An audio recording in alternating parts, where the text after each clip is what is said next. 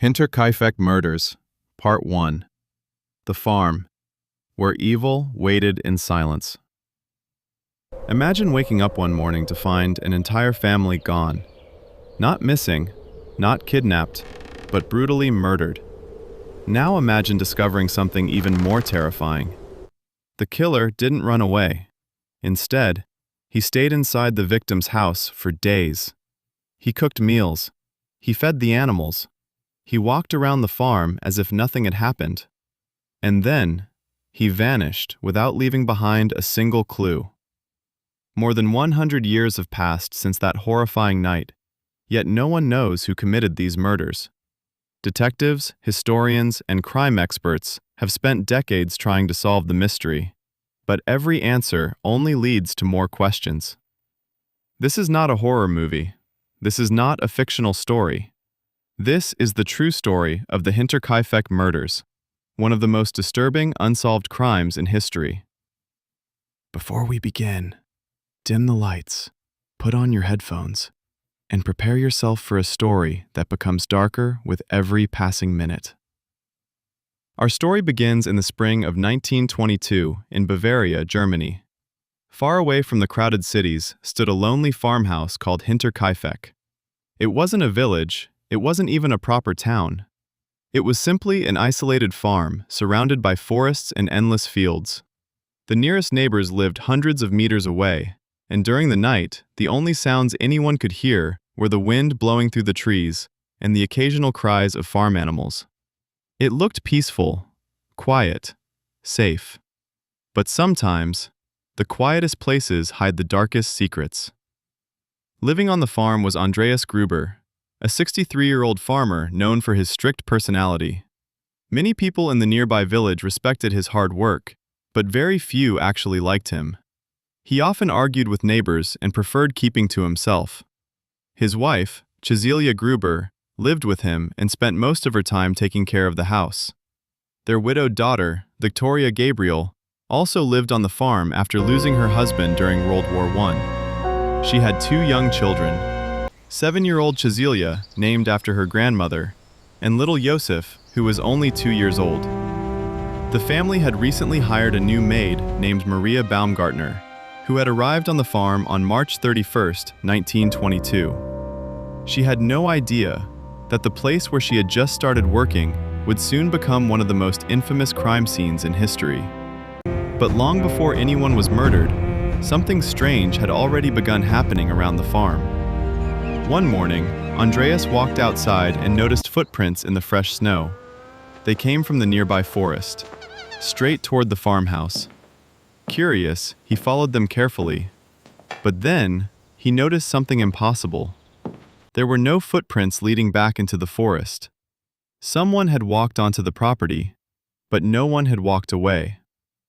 Andreas searched around the buildings but couldn't find anyone. Whoever had entered the farm had disappeared. Or perhaps they had never left.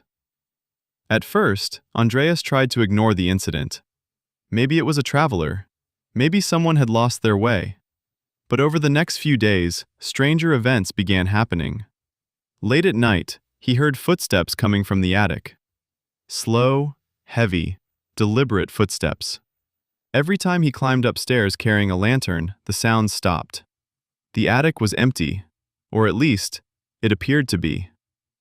Then one day, Andreas found a newspaper lying near the farm. No one in the family had bought it. No one recognized it. No one had simply appeared out of nowhere. Soon after that, one of the house keys mysteriously disappeared. The family searched everywhere, every drawer, every room, every corner of the house, but the key was never found. Today, these incidents might sound like scenes from a horror film, but according to historical records, Andreas actually told several neighbors about these strange events before the murders took place. Sadly, no one took him seriously. As if things weren't already frightening enough, the family's previous maid suddenly quit. She claimed the farmhouse was haunted. She told people she constantly heard strange noises coming from inside the walls and the attic during the night. She believed something or someone was living inside the house. The fear became so overwhelming that she packed her belongings and left without looking back. Most people dismissed her story. They assumed she was simply superstitious. No one imagined that her fear might have been based on something very real. Only hours after she left, Maria Baumgartner arrived to replace her. For Maria, it was supposed to be the beginning of a new job. Instead, it would become the last day of her life.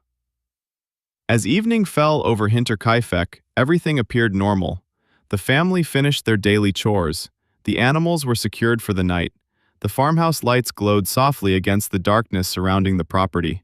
Somewhere beyond those fields, someone may have been watching, waiting patiently, watching every movement, knowing exactly when to strike.